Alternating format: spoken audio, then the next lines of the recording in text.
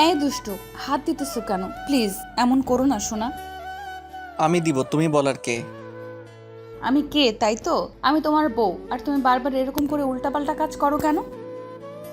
হ্যাঁ, ওই বউকে তো ভালোবাসা দেওয়ার জন্য এরকম করতেছি, তাহলে আমাকে আটকাইতেছো কেন? প্লিজ আমাকে আটকে দিও না, আজকে আমি কিছুতেই নিজেকে আটকে রাখতে পারবো না। তাই বলে এমন করবে? তাহলে আমার নিজেকে অনেক বেশি পাগল পাগল মনে হয়। তুমি আমাকে উত্তেজিত করে দাও কেন এত বেশি? কারণ তুমি আমাকে বারবার বাধা দাও, তাই আমি তোমাকে দূরে রাখতে পারবো না। তোমার ভালোবাসাটা আমার চাই আজকে।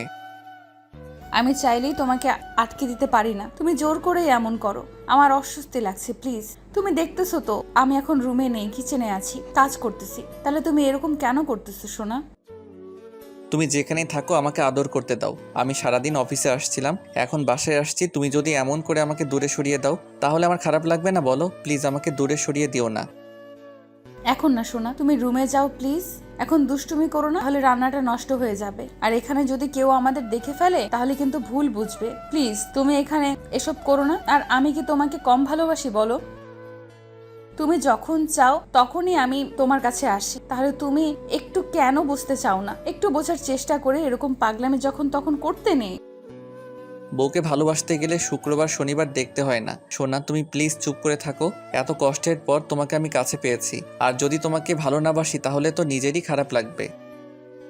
আর তুমি এখন আমাকে আটকে দিতে চাইতেছো? যখনই তোমার কাছে আসি তখনই তুমি আমাকে আটকে দাও। আরে বাবা, রান্নাঘরে এসব করলে কি হয় বলো? যদি এখানে উল্টাপাল্টা কিছু হয়ে যায়, ওই জন্য বলতেছি। এইসবে হাত দিও না প্লিজ, হাতটা সরিয়ে নাও সোনা। তুমি যতই বলো আমি নিজেকে আটকে রাখতে পারবো না। আমার ভেতর অনেক বেশি অত্যাচার কাজ করতেছে, তোমাকে আমি বোঝাতেই পারতেছি না। আমি কালকে থেকে তোমাকে কত বেশি কাছে বেশি নিজের কাছে পেতে চাইতেছি। এই ফাজিল, কালকে কি তোমাকে আদর দেয়নি? না, অল্প দিয়েছো, কিন্তু যখন বলতেছিলে তোমার খারাপ লাগতেছে, তোমার ঘুম পাচ্ছে, তখন তো তোমাকে বুকে নিয়ে ঘুমিয়ে পড়েছিলাম। তাহলে তুমি এখন দিবে না কেন? নাকি তোমার ভালো লাগে না বলো? বাবু, তুমি কেন বুঝতে চাও না? তুমি আমার কাছে এসে যখন এরকম করতে শুরু করো, তোমাকে বোঝাতে পারি না। এইসব করলে আমি নিজেকে আটকে রাখতে পারি না। আর তুমি তো দেখতেই পাইতেছো আমি কিচেনে আছি। তাহলে এখন কি করে সম্ভব এগুলো বলো? আমি তোমাকে আটকাবো কেন? আমি তো আমার বরের ভালোবাসাটাই চাই। তাহলে এরকম বলতেছো কেন সোনা? যাও না, আর 1 ঘন্টা লাগবে আমার রান্না করতে। খাওয়া দাওয়া করে আসবো কেমন? এখন তো সবাই জেগে আছে। এমন কিছু যদি হয় সবাই তো সবটা বুঝে যাবে। আচ্ছা, তোমার কি সমস্যা বলো তো? যতবার তোমার কাছে এসে তোমাকে ভালোবেসে নিজের করে নেওয়ার চেষ্টা করি, তুমি ততবার আমাকে দূরে সরিয়ে দাও কেন? কি এমন করেছি আমি যার জন্য তুমি আমাকে একটু কাছে আসতে দাও না? এখন কি আমাদের ভালোবাসাটা পুরনো হয়ে গেছে বলো, নাকি আমার আদরগুলো তোমার কাছে অসহ্য লাগে বলো, যার জন্য তুমি আমাকে এমন করে দূরে সরিয়ে দিতে থাকো?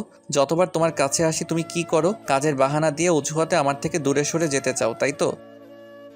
ঈশানের কথাতে মিথিলা ওর দিকে ঘুরলো, তারপর ওর মুখের পাশে হাত রেখে বলতে লাগলো, তোমরা কেন বুঝতে চাইছো না? এটা এখন সম্ভব না। এখন তো সবে মাত্র সন্দেহ হয়েছে, আর তুমি এসেই আমার সাথে দুষ্টুমি করতে শুরু করেছো। যাও গিয়ে ফ্রেশ হয়ে আসো। তাছাড়া আব্বু আম্মু বাসাতে আছে, যে কোনো সময় এখানে চলে আসতে পারে। তাহলে কি আমার খারাপ লাগবে না বলো? তখন তো উল্টাপাল্টা কিছু একটা হয়ে যেতে পারে, আর যদি আমাদের এমন করে দেখে ফেলে তাহলে তো অনেক বেশি কেলেঙ্কারি হয়ে যাবে। কিছু হবে না। আমি কি বেশি দুষ্টামি করব নাকি? আমার বউটাকে জড়িয়ে ধরবো, তুমি রান্না করতে থাকো। আমি তোমাকে এমন করে জড়িয়ে ধরে রাখি না, অনেক দিন হয়েছে। প্লিজ আমাকে একটু থাকতে দাও, না হলে কিন্তু অনেক দুষ্টামি করব।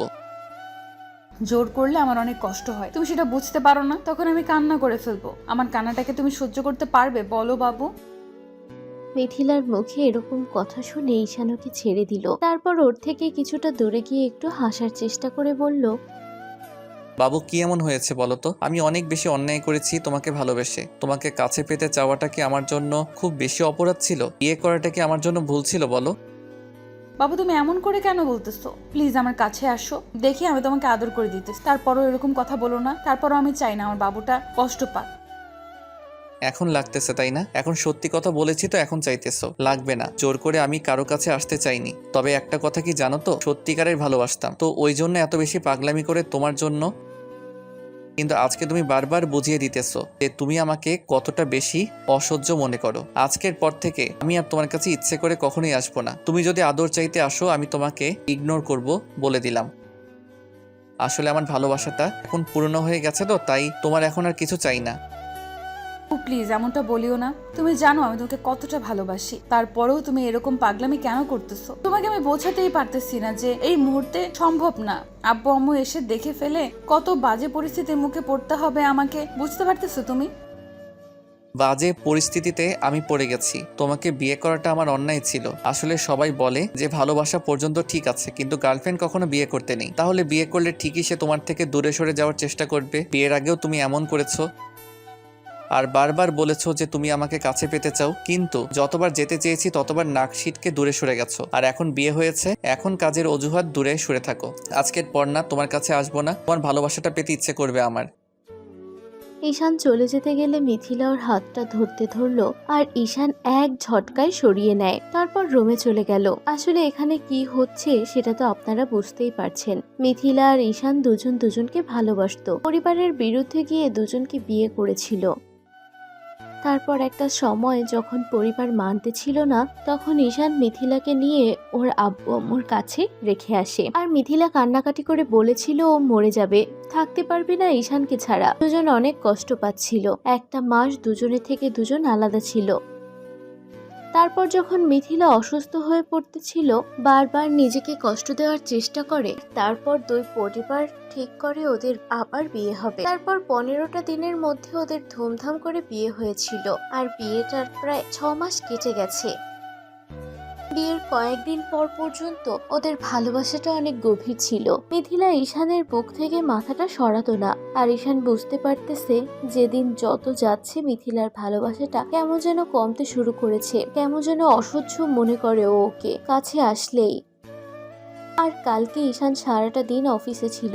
রাতে যখন মিথিলা ওকে আদর করতে বারণ করেছিল, ঈশানকে বোঝাতে চাইছিল ওর খারাপ লাগতেছে, তখন ঈশান ওর থেকে দূরে সরে গিয়েছিল। আর তারপরে ঈশান ভেবেছিল যে কালকে অফিস থেকে ফিরে ওকে আদর করবে, তাই কাজগুলো শেষ করে সন্ধ্যার দিকে তাড়াহুড়ো করে বাসায় চলে আসে। তারপর এসে দেখে মিথিলা কাজ করতেছে। তখন ঈশান ওকে পেছন থেকে জড়িয়ে ধরে, ওর পেটের ওপর হাত রেখে স্লাইড করতে শুরু করতেই মিথিলা এরকম কথা বলল। আপনারা আবার উল্টোপাল্টা কিছু ভাববেন না। ঈশান রুমে গিয়ে শুয়ে আছে। রান্না করা শেষ করে মিথিলার মনে হতে লাগলো ওর বাবুটা অনেক বেশি রাগ করে আছে। তাই রুমে আসলো।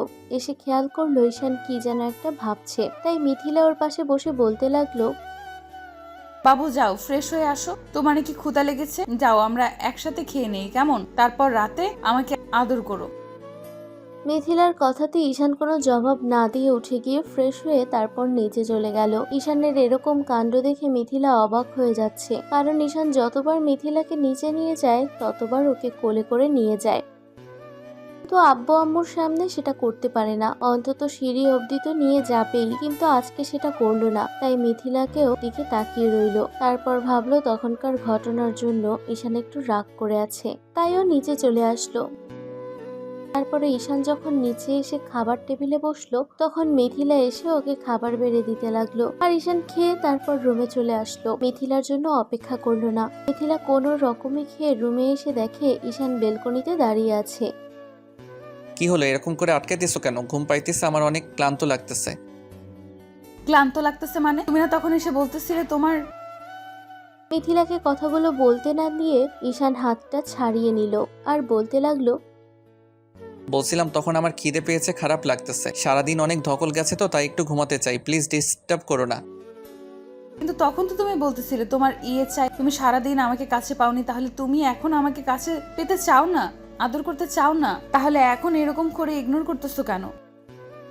বেবি তুমি তখনকার বিষয়টার জন্য আমার উপর রাগ করে আছো তাই না? কিন্তু দেখো আমি কারোর উপর রাগ করিনি। যেখানে নিজেকেই বোঝাতে পারি না সেখানে তোমাকে কি বোঝাবো? আসলে ভালোবাসলে না নির্লজ্জ বেহায়া হতে হয়। আমিও সেটাই হয়ে গেছি, কিন্তু বুঝতে পারিনি নিজের বউয়ের কাছে এভাবে ইগনোর পেতে হবে। আসলে কি বলতো, বেশি ভালোবাসি তো এই জন্য বেশিক্ষণ দূরে থাকতে পারি না, কিন্তু বোঝাতে পারলাম না সবসময় তোমাকে কাছে পেতে ইচ্ছে করে। তোমাকে বোঝাতে গিয়ে নিজেকে বুঝিয়ে ফেললাম যে কাউকে বেশি মাথায় ওঠাতে নেই। বেশি ভালোবেসে ফেলেছিলাম তো, এই জন্য তুমি আমার ভালোবাসাটা বুঝতেই পারোনি। ছাড়ো আমাকে, আর এসব কথা রাখো। আমি না এগুলো নিয়ে কোনো কথা বলতে চাই না। অনেক রাগ করেছো আমার উপর। না দেখো, সব সময় তো মুড থাকে না বলো। তুমি তো জানো আব্বু আম্মুকে আমি কোনো কাজ করতে দেই না, তাহলে তুমি এইটুকু বুঝতে পারো না যে তোমার জানটার কষ্ট হয়? তুমি তো একটু জড়িয়ে ধরে বলতে পারো কলেজে তোমার কষ্ট হচ্ছে কি না। ঠিকই বলেছো, আমি তোমাকে বুঝতেই পারি না। কারণ কেন বুঝতে পারি না জানো? কারণ আমি তো একটা বাচ্চা, যে তোমার ভালোবাসাটা বুঝতেই পারি না। সময় বুঝে সুযোগ বুঝে যদি ভালোবাসতে হয় তাহলে সে ভালোবাসাটা আমার দরকার নেই। আমাকে আর ডিস্টার্ব করো না। আমিও আজকের পর থেকে তোমাকে তোমার মতো করেই ভালোবাসার চেষ্টা করব, কিন্তু ভয় পেও না যে তোমার কাছে আসবো। তুমি যেমন করে আমাকে ইগনোর করেছো না, এখন থেকে তেমনটাই ইগনোর পাবে। ঈশান কথাগুলো বলে শেষ করতে পারলো না, তার আগে মিথিলা ফুপিয়ে কান্না করে উঠল আর ওকে খুব শক্ত করে জড়িয়ে ধরলো। বুকে মুখ গুজে দিয়ে বলতে লাগলো, বাবু, আমি ভুল করেছি, আমি বুঝতে পারিনি তুমি এত বেশি কষ্ট পাবে, কিন্তু কি করব বলো? কাজ করার সময় যদি ওরকম করতে থাকো তাহলে যে কোনো জায়গায় যদি আব্বু আম্মু দেখে ফেলে তাহলে তো বলবে তুমি বউ পাগলা হয়ে গেছো। আর আমি বরের ভালোবাসা ছাড়া কিছুই বুঝি না, ওদেরকে বোঝার চেষ্টা করি না। কি বলো তো, আমি বুঝতে পারিনি যে সামান্য বিষয় নিয়ে তুমি এত বেশি রাগ করবে। আমি তো তোমাকে সবসময় কাছে পেতে চাই। আচ্ছা ঠিক আছে, কালকে থেকে আমি সব কাজকর্ম বাদ দিয়ে দিব, সব সময় তোমার বুকে থাকবো। এখন প্লিজ রাগ করে থেকো না। ঈশান একটা মুচকি হাসি দিয়ে মিথিলাকে ছাড়িয়ে নিল। তারপর ছেড়ে দিয়ে চলে যেতে গেলে ঈশানকে আবারও মিথিলা জড়িয়ে ধরলো। আর তারপর ঈশান বলতে লাগলো, আমার ভালোবাসাটা না ওরকম না, আমার দরকার নেই এরকম ভালোবাসা, ছাড়ো আমাকে। আমার বাবুটার রাগ ভাঙিয়ে দিচ্ছি, দেখি তাকাও আমার দিকে। মিথিলা কথাটা বলেই ঈশানের ঠোঁটজোড়া জোরপূর্বক নিজের দখলে নিয়ে নিল। ঈশান যখন রেসপন্স করতেছিল না তখন মিথিলা উঠে যেতেই ঈশান ওকে নিজের কাছে টেনে নিল। তারপর হুটহাট করে ওকে কোলে তুলে নিল। মিথিলা মুচকি হাসি দিয়ে ওর বুকে মুখ লুকালো আর বলতে লাগলো, রাগ ভেঙেছে আমার বাবুটার, এখনো আমার উপর রাগ ভেঙেছে আমার বাবুটার, এখন আমার অনেক আদর লাগবে বাবুটার থেকে। রাগ তো ভেঙেছে, কিন্তু তুমি মন থেকে বলতেছো অসহ্য মনে হবে না আমার স্পর্শগুলো? ঈশানের কথাতে মিথিলা ভ্যা ভ্যা করে কান্না করে দিল। সাথে সাথে ও বলতে লাগলো, ঠিক আছে বাবা, আর বলবো না, এবার চুপ থাকো, আমি তোমাকে আদর করে দিচ্ছি। এই যে আপনারা এখন এখানে দাঁড়িয়ে থাকবেন না, অনেক রাগ অভিমান করেছি, এখন এখান থেকে যান। তারপর উল্টাপাল্টা কিছু করলে আপনারাই আমাদের বাজে বলবেন। আমাদের দেয়া গল্পটি যদি আপনাদের ভালো লেগে থাকে তাহলে একটি লাইক করুন। আরও নতুন নতুন গল্প পেতে চ্যানেলটি সাবস্ক্রাইব করে বন্ধু হয়ে আমাদের পাশে থাকুন। ধন্যবাদ সবাইকে।